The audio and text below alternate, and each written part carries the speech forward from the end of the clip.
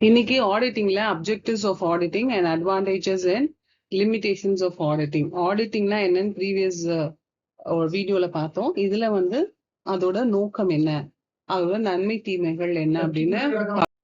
So objectives of auditing என்ன அப்படின்னு பார்த்தோம்னா, எவாலுவேட்டிங் த ஃபினான்ஷியல் ப்ராக்டிசஸ்.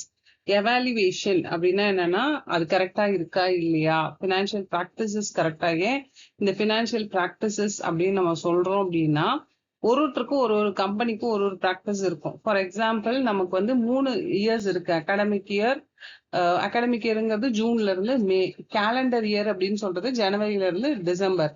அதே மாதிரி நம்மளுடைய ஃபினான்ஷியல் இயர்னு சொல்றது மார்ச் டு ஏப்ரல்.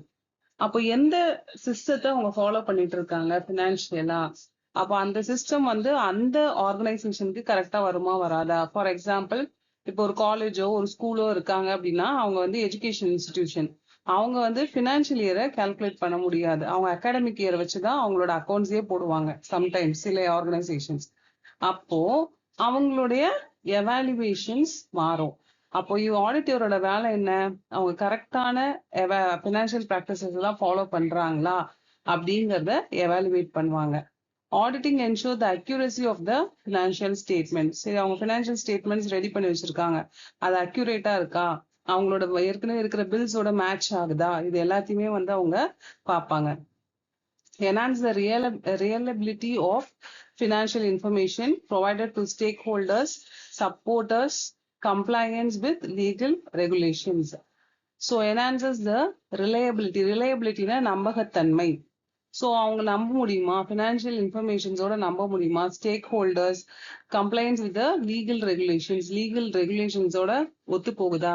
ஏன்னா எல்லாமே வந்து கம்பெனிஸ் ஆக்ட் 2013க்கு கீழே, அதுக்கு கீழே வரக்கூடிய சட்டத்திட்டங்களுக்கு கட்டுப்பட்டு தான் அவங்க நடக்கணும். ஸோ அது மாதிரி நடந்திருக்காங்களா, இது எல்லாத்தையுமே வந்து அனலைஸ் பண்ணுவாங்க. And play a pivotal role in detecting and preventing fraud and promoting transparency. fraud நடக்காம பாதுகாக்கிறது. ஏன்னா நிறைய வந்து ஆடிட்டிங்ல வந்து ஃப்ராட் நடக்கும். சின்ன சின்ன விஷயத்துல இருந்து, ஒரு பென்சில்ல இருந்து நிறைய இடத்துல ஆடிட்டிங்ல ஃப்ராட் நடக்கும். அப்ப அந்த ஃப்ராடை இவங்க கரெக்டா அனலைஸ் பண்ணி வெளிப்படைத்தன்மையோட இருக்கா, எந்த ஒளிவு மறைவும் இல்லாம இருக்கா அப்படிங்கறத அவங்க பார்ப்பாங்க. இதெல்லாம் தான் வந்து ஆடிட்டிங்கோட முக்கியமான நோக்கம். Advantages of auditing. என்ன நன்மைகள் இருக்கு ஆடிட்டிங்னால அப்படின்னா, improved creditability and risk management. Improved கிரெடிட்டபிலிட்டிக்கு கீழே என்னெல்லாம் இருக்கு, auditing enhance the creditability of the financial statement, giving stakeholders confidence in reporting figures and decision based on them. So auditing enhance the credibility. அப்படின்னா என்ன அர்த்தம் அப்படின்னா, அகைன் கிரெடிட்டபிலிட்டி இஸ் நம்பகத்தன்மை தான். இந்த கிரெடிட்ங்கிற வார்த்தையை வந்து நம்ம கடனுங்கிற வார்த்தைக்கு மட்டுமே உபயோகப்படுத்த முடியாது. நம்மளோட சிபில் ஸ்கோர் நல்லா இருக்கு, இல்ல நம்மளோட கிரெடிட் நல்லா இருக்கு அப்படின்னா என்னன்னா, அந்த வர்த், அவங்களோட வர்த் நல்லா இருக்கு அப்படிங்கறதையும் நம்ம சொல்லலாம். ஸோ இது மாதிரி கிரெடிட்டபிலிட்டியை இம்ப்ரூவ், அவங்களோட பொறுப்புகள் நல்லா இருக்கு அப்படின்னு சொல்லலாம். ஸோ அப்போ இது மாதிரி கிரெடிட்டபிலிட்டி இம்ப்ரூவ் பண்றதுக்கு ஒரு கம்பெனி ஆடிட் பண்ணாங்கன்னா, இவங்க ஆடிட்டிங் கரெக்டா இருக்கு அப்படின்னு பார்த்து அவங்களோட கிரெடிட்டபிலிட்டியை இம்ப்ரூவ் பண்ண யூஸ் ஆகும். Risk management. சில நேரங்கள்ல சில இதுல இன்வெஸ்ட் பண்ணணுமா வேண்டாமா, ஒரு மிஷினையே இம்போர்ட் பண்ணணும் அப்படின்னா இந்த மிஷினை இம்போர்ட் பண்றது பெட்டரா இல்லையா, இது எல்லாத்தையுமே வந்து ரிஸ்க் மேனேஜ்மெண்ட்ல அனலைஸ் பண்ணுவாங்க. So it improves the overall governance. Limitations of audit. ஆடிட்ல என்னென்ன லிமிடேஷன்ஸ் இருக்கும். சம்டைம்ஸ் ஆடிட்டுங்கிறது ரொம்ப எக்ஸ்பென்சிவா இருக்கும். எல்லா புக்ஸையும் எடுத்து பார்க்கறது, எல்லா ரெக்கார்ட்ஸையும் எடுத்து பார்க்கறது அப்படின்னு சொல்லி ஆடிட்டிங் வந்து ரொம்ப ரொம்ப எக்ஸ்பென்சிவா இருக்கும். சம்டைம்ஸ் டைம் கன்சம்ஷன் அதிகமா இருக்கும். டைம் வந்து நிறைய கன்சியூம் பண்ணிட்டே இருக்கும். Conducting audit takes much time. நிறைய வந்து டைம் எடுத்து 6 மாசம், சம்டைம்ஸ் 1 மாசம்லாம் சில கம்பெனிஸ்ல வந்து ஆடிட்டிங் நடக்கும். Potential bias. Auditors may present biased results.